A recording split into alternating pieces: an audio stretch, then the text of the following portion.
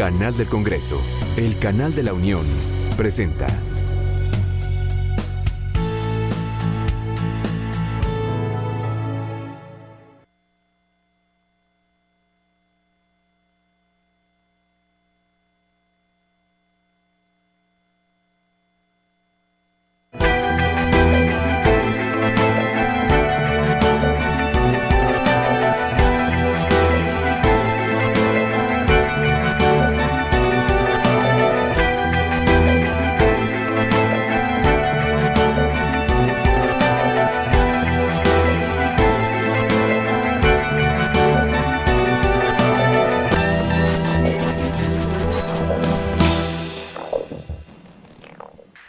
Bienvenidos a Pesos y Contrapesos, el programa de la Auditoría Superior de la Federación y el canal del Congreso. El día de hoy, nuestra emisión está enfocada al tema de las compras de gobierno y la rendición de cuentas. Y para ello tengo el gusto de contar con la presencia de Roberto Hernández. Roberto, bienvenido. Buenas tardes, muchas gracias. Es un gusto estar aquí con ustedes. Soy socio director de Corporación Mexicana de Asesores en Derecho y testigo social designado por la Secretaría de la Función Pública. Y justamente para discutir sobre el tema de las compras gubernamentales también nos acompaña Fernando Cervantes. Fernando, un gusto tenerte. Muchas gracias por la invitación, por estar aquí con ustedes. Soy Fernando Cervantes, de Información, Telecomunicaciones y Control de la Auditoría Superior de la Federación. A sus órdenes. Roberto, ¿qué son las compras gubernamentales? ¿Cómo compra el gobierno? ¿Va al mandado? ¿Cómo le hace? Las compras gubernamentales son una forma de actuación administrativa en la cual el Estado está obligado a seguir ciertos procedimientos. Hay leyes especiales, empezando por el artículo 134 constitucional, que le impone al Estado la obligación de llevar a cabo ciertos procedimientos, preferentemente la licitación pública, excepcionalmente la invitación a cuando menos 3 personas o la adjudicación directa. De ella surgen o parten diferentes leyes. La ley ¿Y se cumple la Constitución? Bueno, tiene que cumplirse porque es el precepto del cual derivan todas las demás leyes. La ley de adquisiciones, la ley de obras, la ley de PEMEX, la ley de asociaciones públicos privados, y digamos que pues es un mandato constitucional que se tenga que cumplir. Del deber ser al ser, a veces hay espacios importantes que precisamente son la problemática de la contratación gubernamental. Y bueno, a final de cuentas, todas estas leyes imponen ciertos procedimientos, unos para llevar a cabo la contratación en sí misma, es decir, elegir al mejor postor en base a las mejores condiciones de financiamiento, calidad y demás circunstancias que señala la Constitución. El contrato también regula la formación y ejecución del contrato, solución de controversias, responsabilidades, sanciones, y pues este es todo el andamiaje que es enorme, ¿no? Es enorme, pero todos los servidores públicos y los particulares tienen que apegarse a estas disposiciones en forma obligatoria. Fernando, ¿hay condiciones de transparencia y competencia para los procesos de compra a nivel del gobierno federal? Sí, desde luego, hay condiciones en ese sentido. Lo que en la práctica se da es que hay muchas operaciones que no cumplen con esas condiciones de transparencia. La ley establece muy bien cuáles son los procedimientos que se deben de seguir. Si nosotros leemos la ley, decimos la ley está muy completa, sobre todo a nivel federal. La ley está muy completa, pero uno no entiende por qué se presentan situaciones como las que nos toca vivir. Entonces, lo que está sucediendo es que la transparencia y la competencia no se está dando en los términos como está conceptualmente establecido. ¿Cuáles serían los temas principales para mejorar las condiciones de compras públicas en estados y municipios? Pues en general, federación, estados y municipios, yo creo que una es el conocimiento de la ley, el respeto a la ley. ¿Son leyes distintas? Son leyes distintas. Existe la ley federal, que regula la ley de adquisiciones y la ley de obras, y cada entidad de la federación tiene, ya sea una ley de adquisiciones, una ley de obras, o a veces tienen una ley que es combinada, que ya es la excepción. Pero cada una de ellas maneja esencialmente los mismos principios con sus particularidades. A veces esas particularidades disminuyen la transparencia o el cumplimiento de la legalidad porque tienen más o menos controles. Pero a final de cuentas los principios son los mismos. En el IMCO realizamos una comparación de la calidad de las legislaciones de compras públicas Y yo, sinceramente, antes de iniciar el proceso, dije, bueno, pues a ver si tiene sentido dedicarle recursos humanos a comparar, porque yo suponía que las triquiñuelas iban a estar en la ejecución, no en la ley. Para mi sorpresa, las propias leyes pues adolecían de carencias muy importantes y algunas cosas francamente obscenas dentro del propio diseño jurídico. Como comentaba el contador, en la parte de las entidades existe una gran omisión y necesidad de cumplir. Yo conozco precisamente este estudio del INCO y ahí se denotan los puntos críticos. A nivel federal creo que se ha llegado a una evolución muy interesante de todo el andamiaje, pero, como dice el contador, hay temas, yendo a estas particularidades del cumplimiento de la ley, la falta de voluntad de atender los temas y también, digámoslo abiertamente, la corrupción que tanto sector público como sector privado realmente está socavando terriblemente la contratación gubernamental. ¿Hay que modificar la ley para reducir la corrupción, como decía Roberto? Sí, yo siento que hay algunos aspectos puntuales en donde hay que modificar la ley.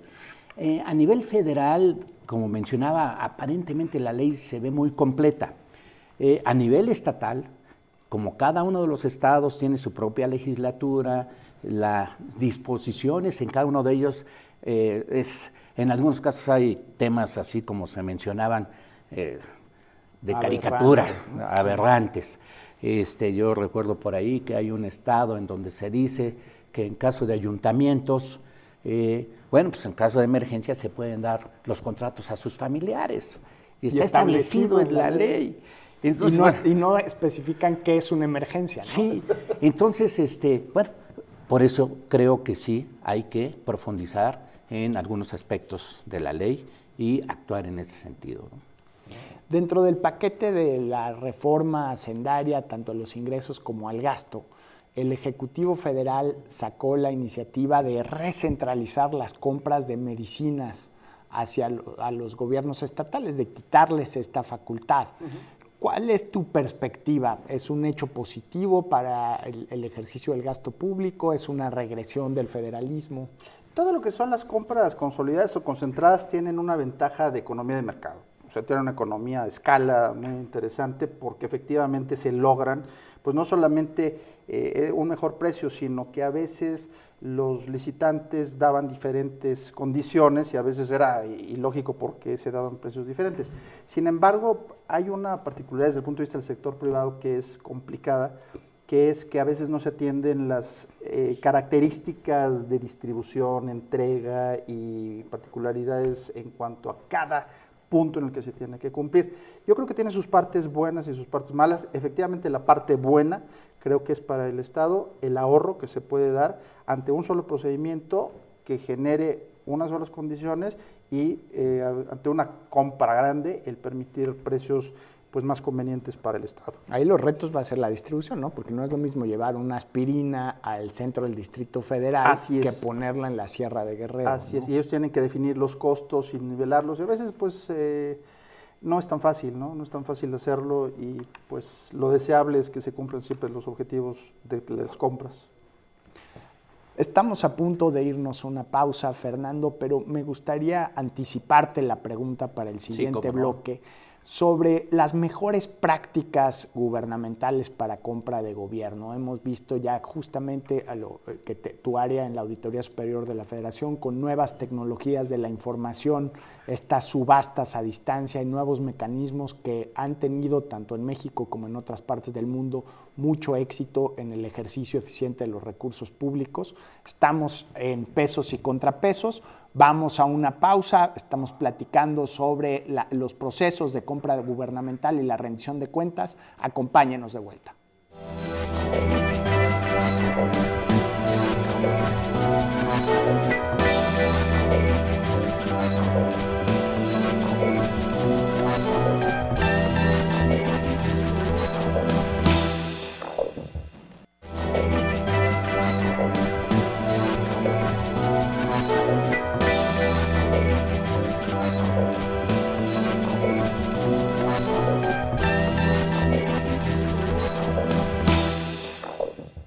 estamos de vuelta en Pesos y Contrapesos. Fernando Cervantes, si nos puedes platicar de los mejores procesos que se han llevado a cabo en México para hacer más eficientes las compras públicas. Bueno, mira, uno de ellos es el que precisamente se está planteando ahorita para estados y municipios en la situación de las medicinas. Consolidar compras genera una economía de escala. ¿Esto es comprar al mayoreo? Es comprar al mayoreo. Entonces, esto genera una economía de escala. Y específicamente en lo que es estados y municipios, hay otra ventaja, que no pones efectivo disponible en manos de los gobernadores, que ha habido una serie de situaciones, entonces se concentra el recurso y los sistemas que hay actualmente permiten precisamente hacer ese tipo de operaciones más sencillo de lo que antes se tenía. Entonces, se compra de manera consolidada y hay un esquema de logística que tiene que distribuirse esas medicinas. Pero las tecnologías de información nos ayudan de manera importante en estos procesos.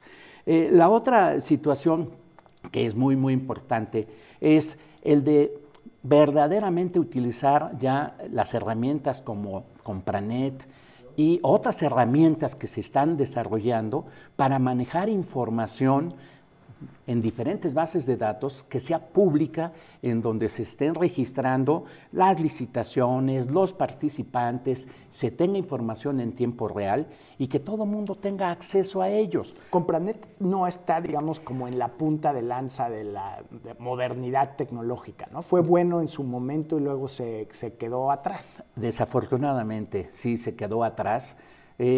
Compranet, es difícil extraer información de Compranet para accesarlo a través de un mecanismo Excel y que sean herramientas de mayor eficiencia.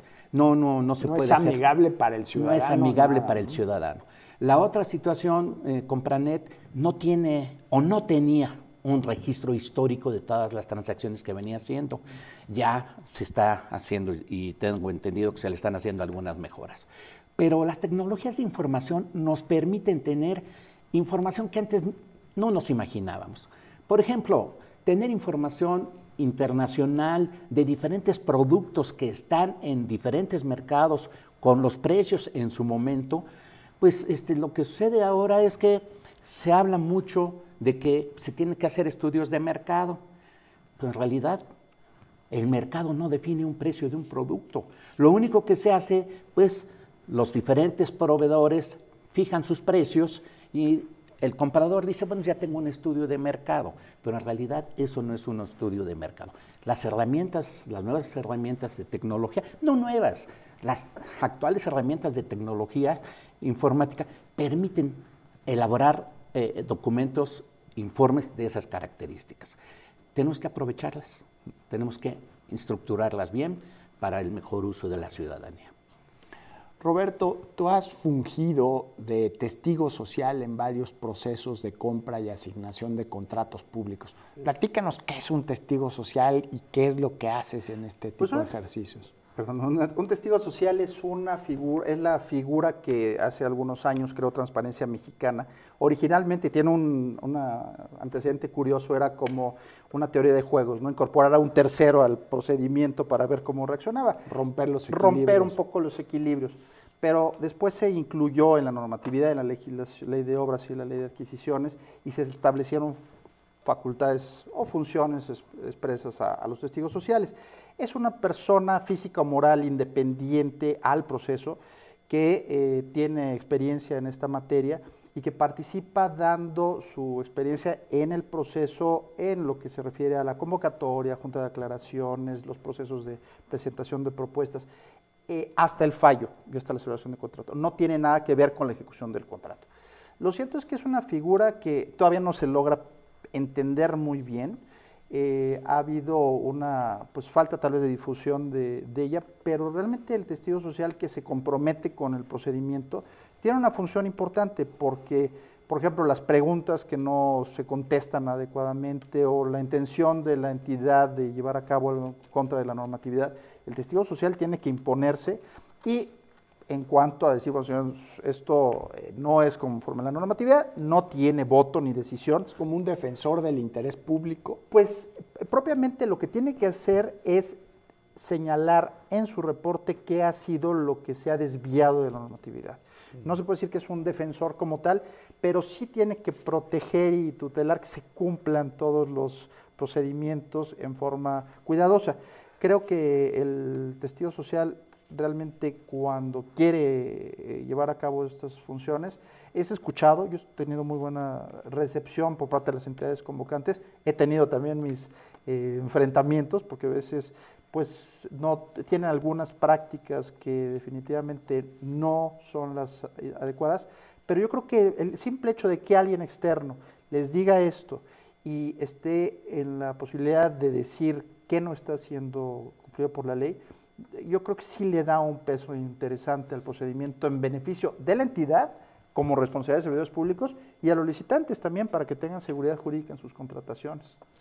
Fernando, desde la perspectiva de la auditoría, ¿estos ejercicios de compra consolidada son más fáciles de fiscalizar, de auditar? Yo diría que no, en esencia es un procedimiento. Lo que sucede es que desde el punto de vista de la auditoría, si nosotros estamos revisando diferentes entidades, pues tenemos que hacer varias revisiones en ese sentido. Por ejemplo, en el país hay varias entidades del sector salud, entonces pues, tenemos que hacer el mismo procedimiento en 3 entidades. Cada una de las entidades aplica procedimientos diferentes con los esquemas que ya comentamos, del propio proveedor, precios diferenciados, etcétera. Entonces, lo que nosotros hemos encontrado que una compra consolidada pues va a ser para nosotros un solo trabajo, pero vamos a tener resultados con un mayor volumen de montos revisados y además, bueno, pues una eficiencia integral en todo el sector correspondiente. Sí. Ahí, por ejemplo, en el tema de medicinas, el IMSS ha logrado ahorros muy importantes con el uso de subastas en reversa, me parece. Sí, sí, sí. Ese mecanismo que sentimos que es muy importante para efectos de precisamente los precios, en donde, bueno, los diferentes participantes tienen cada quien su oferta, se destapan precisamente los precios ofertados por cada uno de ellos y se abre la subasta. Y entonces algunos de los participantes dicen, bueno, pues yo puedo disminuir en X proporción o en X porcentaje mi precio. Y pues el otro, si le interesa y puede, bueno, pues va disminuyendo. Entonces, esas mecánicas, desde luego, son muy ventajosas para el gobierno federal y para el Seguro Social. Y además, si se hacen por internet, hace prácticamente físicamente imposible la posibilidad de colusión entre los proveedores, porque no sabe uno quiénes están pujando en esta subasta, que en lugar de ir hacia arriba, como lo vemos en todas las subastas que salen en la televisión, en las películas, estas van hacia abajo, ¿no? Van reduciendo el precio. Así es. Es muy importante el medio que se use, ¿verdad? Tú lo ubicas muy bien en el esquema de testigo social, Roberto. Muchas veces nos encontramos que los propios proveedores se comunican entre ellos antes de entrar el proceso de la licitación y hacen ciertos arreglos en donde uno dice, mira, no me interesa que yo me quede en esta licitación fuera y entras tú, etcétera. Yo voy con una postura mucho más alta para sacarme la cotización. Entonces, en estos mecanismos de subasta en reversa y a través de un sistema electrónico, pues hay una transparencia. Imposible. Muy bien, estamos en Pesos y Contrapesos hablando sobre compras gubernamentales y rendición de cuentas. Vamos a una pausa y regresamos.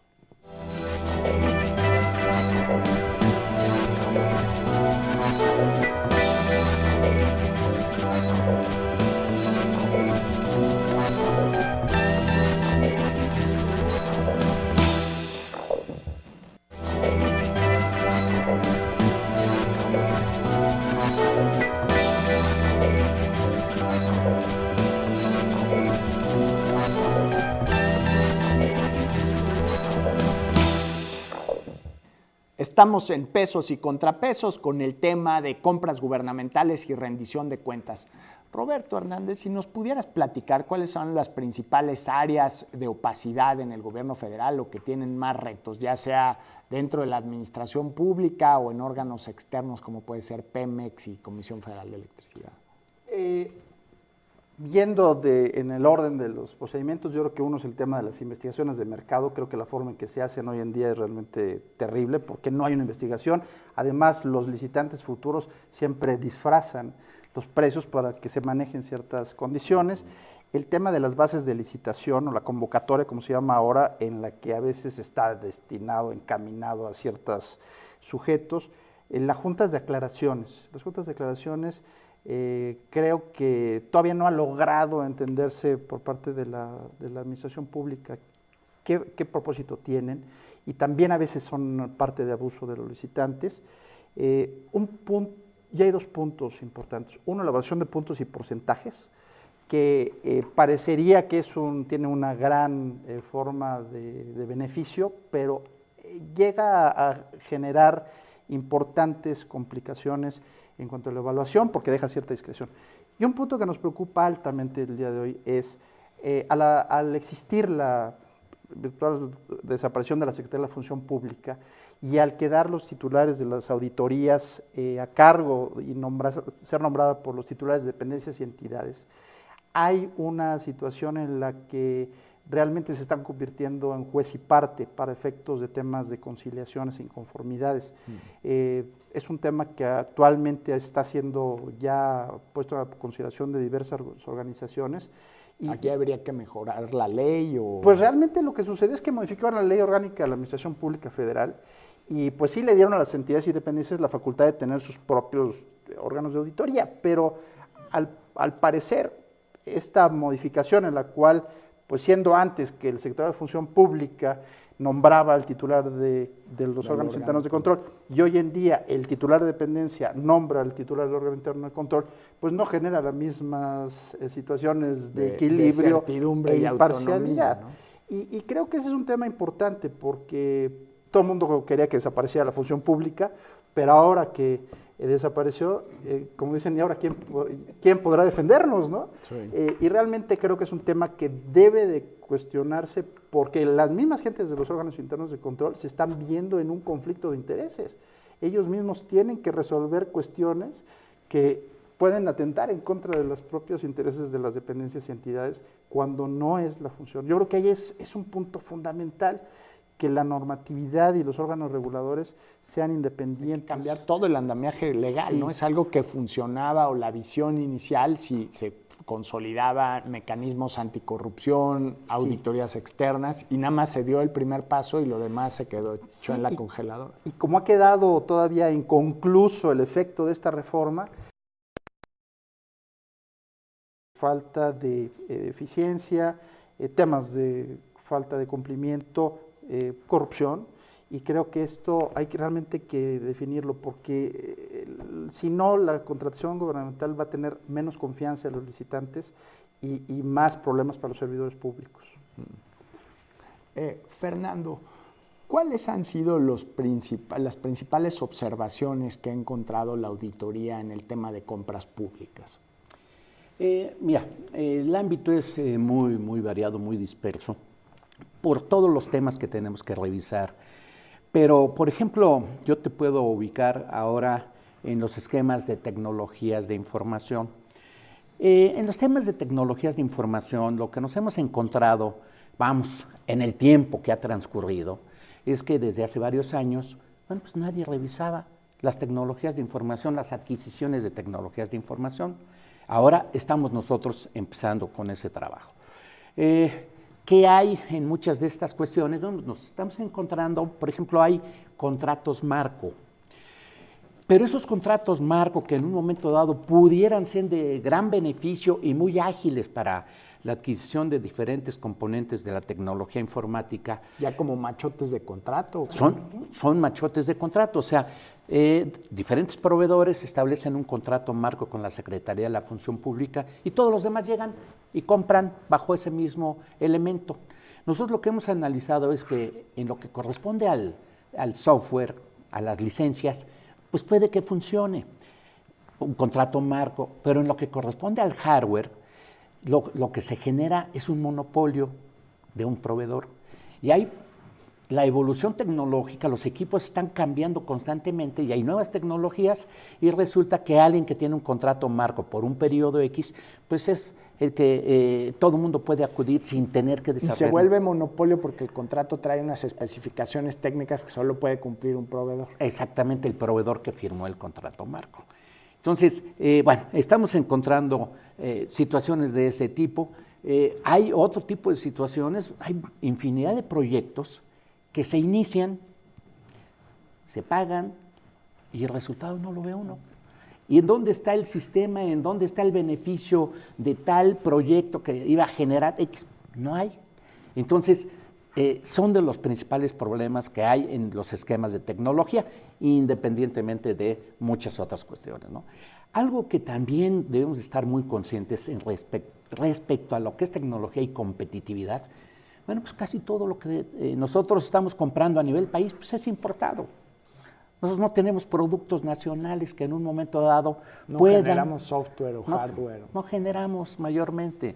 Entonces, cuando hablamos de que para que haya una adecuada competencia de parte de los proveedores, bueno, pues que hubiera un mercado generado por las pequeñas y medianas empresas, y pues nosotros sabemos lo que ha sucedido en los últimos años en el país. Entonces, bueno, pues todo eso obliga y provoca a que los productos que hay, pues, propiamente son productos internacionales, muchos de ellos de última generación, de último lanzamiento, y hay muchos usuarios que no los conocen y compran un producto porque es lo último que hay. Y cuando se quiere instrumentar y se quiere aplicar, se quieren obtener todos los beneficios, pues la verdad es que es en donde muchos de estos proyectos fracasan. Roberto, ya estamos cerca del fin del programa, pero me gustaría escuchar tus reflexiones sobre los retos que tenemos en este tema de las compras gubernamentales y hacia dónde debería ir nuestra legislación y la práctica cotidiana de nuestras instituciones de gobierno. Creo que el reto más importante es que los licitantes, proveedores y contratistas confíen en un sistema justo y con un sistema en el que realmente puedan participar con toda seguridad jurídica. Es una cancha pareja. Es muy triste escuchar permanentemente a las personas de pie, a los empresarios decir que las licitaciones están arregladas, que todo está definido previamente, que hay corrupción, y creo que no es correcta la afirmación general, pero la gente no tiene confianza en el sistema. Y yo creo que parte de este reto tiene que sobreponerse, pues con medidas decisivas de castigo a quienes incurran realmente en esto. Hablaba sobre el tema de la colusión de los particulares, cuando los particulares se coludan, ¿no? Realmente ya tenemos una ley federal anticorrupción en contrataciones públicas, hacerla valer en conjunto con la ley de responsabilidades administrativas de los servidores públicos y en conjunto con la auditoría para que realmente haya medidas ejemplares. Muy bien, gracias. Roberto Hernández, Fernando Cervantes, muchísimas gracias por habernos acompañado en esta emisión de Pesos y Contrapesos sobre compras gubernamentales y rendición de cuentas. Lo esperamos en nuestra próxima emisión. Muchas gracias por habernos acompañado.